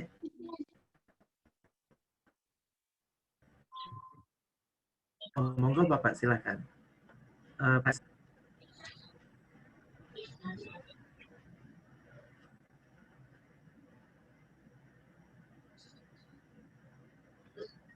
Siapa Irwan? Mohon maaf Pak Isnawan ingin berkomentar atau Enggak. Tadi yang mana siapa Pak? Enggak muncul suaranya. Oh, J. Ini ada pertanyaan dari jamaah, Bapak. Ini juga ada di room chat dan juga chat personal. Ini untuk dari Mbak Saskia. Jadi apakah putra Mbak Saskia yang pasca COVID ngerasain radang tenggorokan dan susah nelan makan atau tidak? Kemudian pertanyaan kedua, bagaimana cara penanganan anak yang mengalami gejala Mbak Saskia? Kalau tadi kan Mbak Saskia sudah menceritakan bahwa anaknya juga sudah bisa untuk bermain seperti itu. Lantas kalau sebelumnya apakah mengalami gejala atau tidak Mbak Saskia? Alhamdulillah kami sekeluarga itu nggak kena COVID yang berat ya. Jadi buat aku kita mild symptom aja semuanya. Nggak ada yang batuk, nggak ada yang sakit tenggorokan, nggak ada yang mengalami anosmia. Cuman demam aja semuanya gitu kan. Terus kalau ditanya gimana cara menghadapinya gitu kan. Cara menghadapinya karena menghadapi anak-anak itu yang paling pertama adalah kita harus tenang dulu. Kita harus tenang. Dan kita harus, yang namanya orang tua kita bisa memantau, kita tuh paham kondisi anak kita, ini sakitnya masih bisa kita urus sendiri atau kondisi sakitnya yang kayak emang sudah membutuhkan dokter atau enggak rumah sakit gitu. Nah, alhamdulillah kemarin anak-anakku, karena Mas Hanung tenang sekali menghadapinya gitu, jadi pas tahu Sibil positif aja Mas Hanung pertama langsung meluk, sedangkan kalau reaksiku panik gitu, jadi pas tahu Sibil positif Mas Hanung meluk nenangin, kalau aku malah panik, ayo semuanya cek siapa aja yang positif gitu kan. Jadi karena Mas Hanung menenangkan anak-anak, menenangkan aku gitu kan, pas sudah menghadapi mereka dengan tenang itu akan sangat membantu mereka. Terus yang kedua, yang tadi aku bilang bagaimana selanjutnya setelah menenangkan ya kita lihat kondisi psikisnya si anak ini butuh bantuan sehingga harus ke dokter, ke rumah sakit atau cukup di rumah aja. Kalau yang kemarin kita cuma demam, dikasih obat. Emang dikasih obat itu turunnya cuma paling setengah jam, tapi demamnya naik lagi. Tapi aku rasa nih anak masih aman, masih bisa di rumah aja. Jadi kemarin simptomnya kita alhamdulillah yang ringan sih. Jadi nggak pakai batuk, nggak pakai sakit tenggorokan, dan lain-lain. Terima kasih Mbak Saskia. Kemudian ada pertanyaan lagi. Ini bagaimana upaya Mbak Saskia bisa tidak tertular, ataukah ada doping atau vitamin yang dikonsumsi sejenis apa? Padahal Mbak Zaskia di rumah sibuk ngurusin anak-anak, tapi kok malah, mohon maaf, tapi kok nggak hasilnya adalah negatif begitu, Mbak? Ini ada pertanyaan dari jamaah. Itu udah qadarullah sih, Masya Allah. Karena, memang aku bilang, yang tadi aku bilang, aku juga menganggap diriku sebenarnya sudah positif gitu, walaupun hasilnya negatif gitu. Jadi, aku mengkonsumsi obat, aku mengkonsumsi vitamin layaknya Mas Hanung konsumsi juga yang positif gitu. Jadi, selama Mas Hanung positif itu, konsumsinya vitamin C itu 1000 setiap hari. Vitamin D yang 5000 IU setiap hari. Terus, ada minum ada minum madu gitu kan, terus ada propolis gitu kan.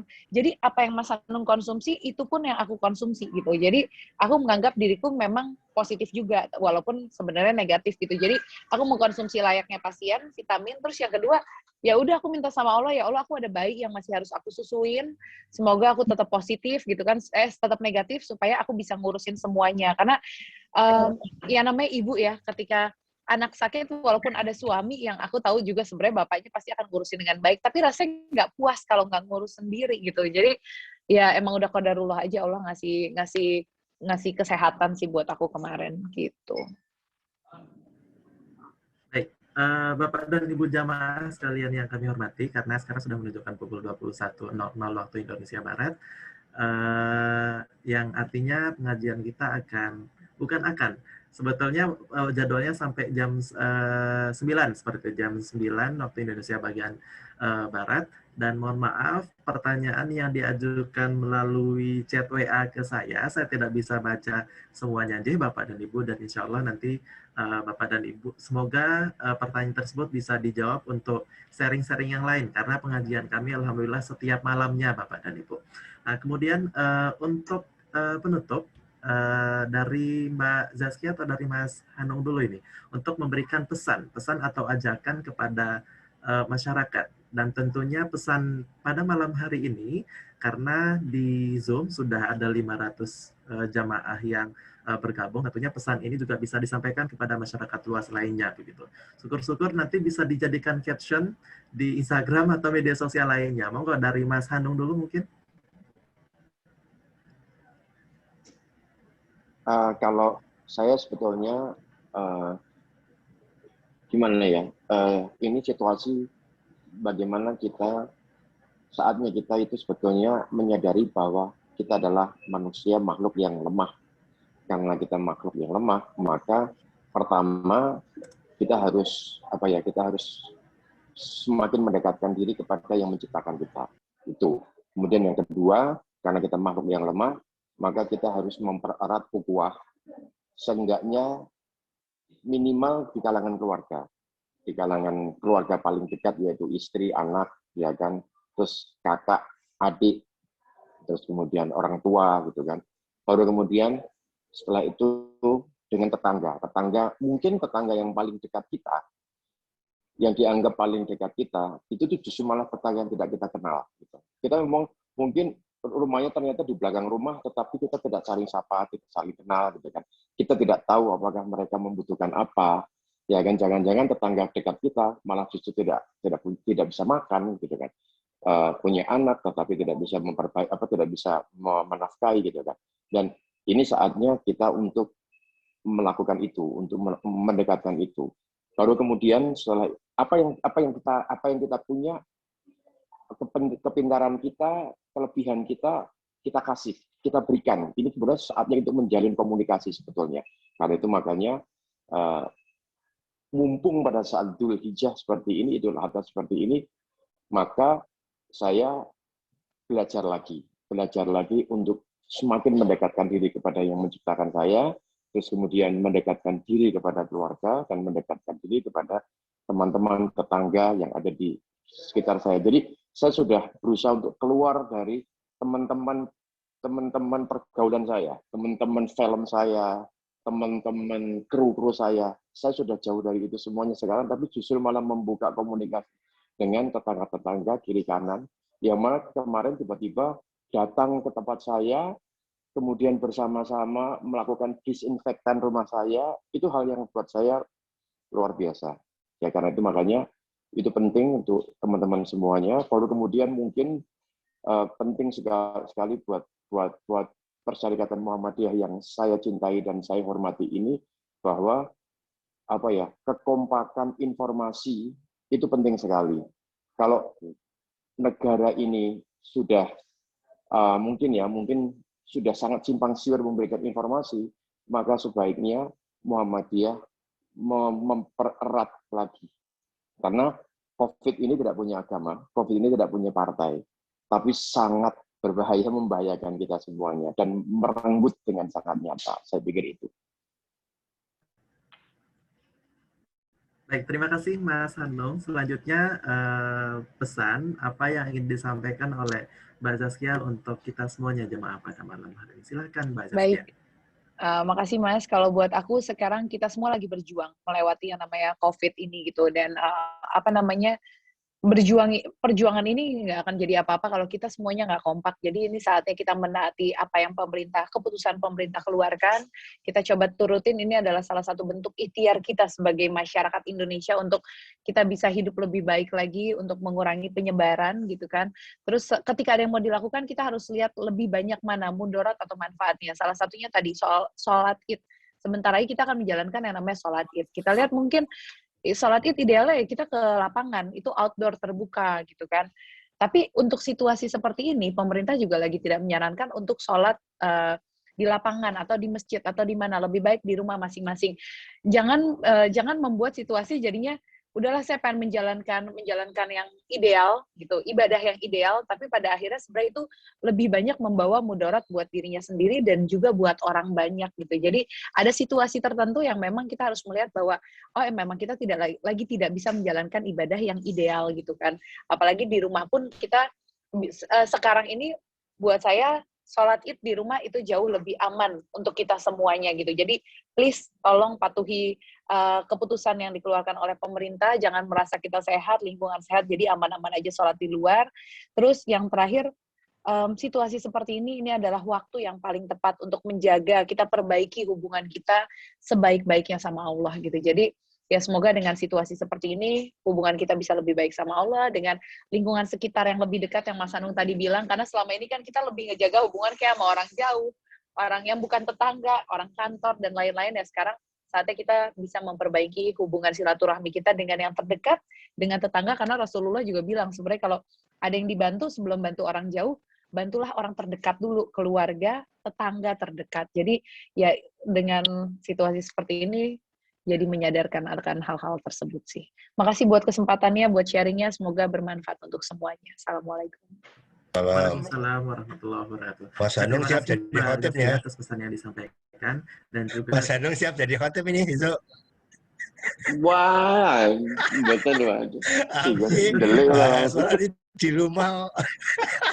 Oh siap.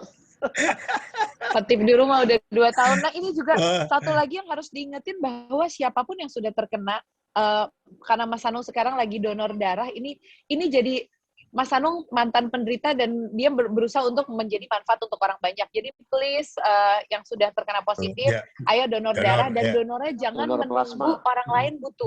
Donor plasma, jangan nunggu orang lain sedang dicari donor plasma baru bergerak. Ini Mas Hanung hari ini jalan donor plasma, pas ditanya mau dikasih ke siapa plasmanya, ini datang mandiri.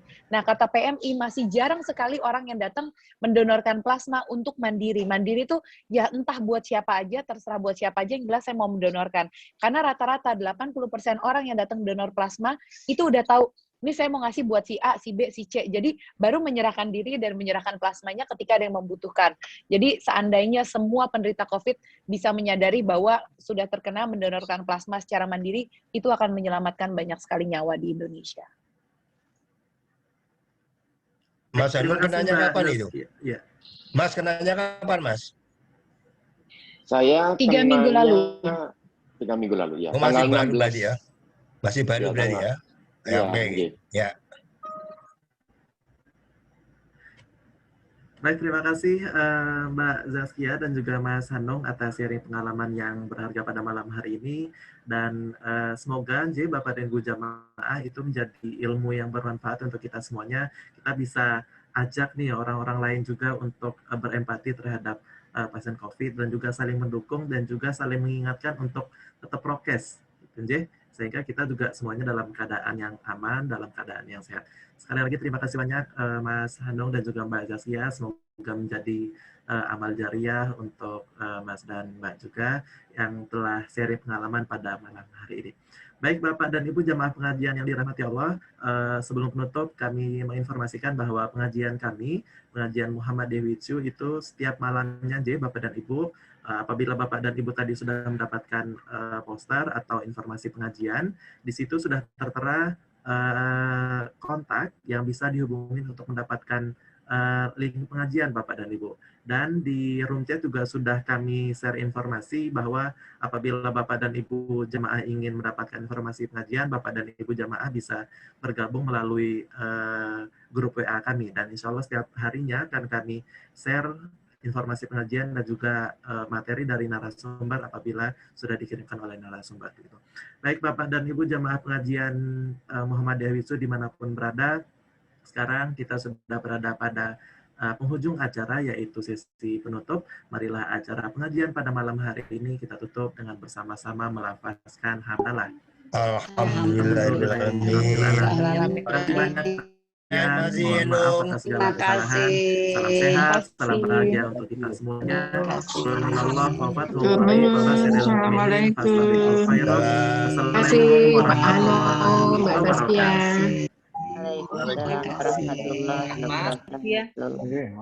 Matur nuwun. Assalamualaikum. Terima kasih. Waalaikumsalam. Mas Irwan nggak foto dulu tuh Mas. Nggak ada sesi foto Mas Irwan. Fotonya ditolong sama Mbak Dila tadi Mbaknya. Oh ngaten. Soalnya biasanya kan mesti ada ya Bu Ria ya, makanya saya menanti nih. Saking oke Rano Mbak Nia. Tadi ditolong sama Mbak Dila, kayaknya mau motretan. Oh ngaten nggih, soalnya kan pas Mbak Ratna juga pas lagi gerah kan Bu, makanya nggak ada yang nggih, makanya itu nggih. Sehat-sehat Mbak Nia. Pamit. Alhamdulillah pengestunipun Bapak. Alhamdulillah. Nggih. Monggo nyuwun dalu pamit sedaya. Assalamualaikum. Waalaikumsalam warahmatullahi wabarakatuh. Matur nuwun. Mbak Bia, kapan aku ke rumahmu ya? Tanya Mas Andung ya. Sepedahan lagi, oke? Iya. Bia. Iya. Mbak Bia, saya udah follow IG-nya Mbak Bia. Kapan gitu? Oke, Mas. Oh ya, Mbak, mention dong biar aku lihat nanti IG Udah, story udah ya. follow IG-nya. Maksud Oke. saya kita ini apa namanya sharing di IG gitu Mbak, biar lebih banyak bermanfaatnya bagi banyak umat. Boleh, insya Allah. Semoga ini tadi juga ada rekamannya, jadi bisa di-post di YouTube nih, karena banyak yang nggak bisa masuk tadi. Iya, soalnya kapasitasnya 500 Mbak Bia. Ih, Masya Allah. Iya. Iya, nanti pas saya upload di IG, nanti namanya Mbak Bia saya tag ya. Siap, insya Allah biar aku bisa repost juga ya, jadi banyak yang nonton. Iya, jadi nanti kita ngisi bareng biar bermanfaatnya bagi banyak orang gitu Mbak. Amin, siap. Ditunggu Iya, ya. salam Thank you, Mbak dari Nia. saya. Iya, Nia Dadah. dari Malang. Makasih Mbak Bia. Salam sehat selalu, sukses ya Mbak. Assalamualaikum. Waalaikumsalam. Waalaikumsalam warahmatullahi wabarakatuh. Waalaikumsalam. Waalaikumsalam. Assalamualaikum.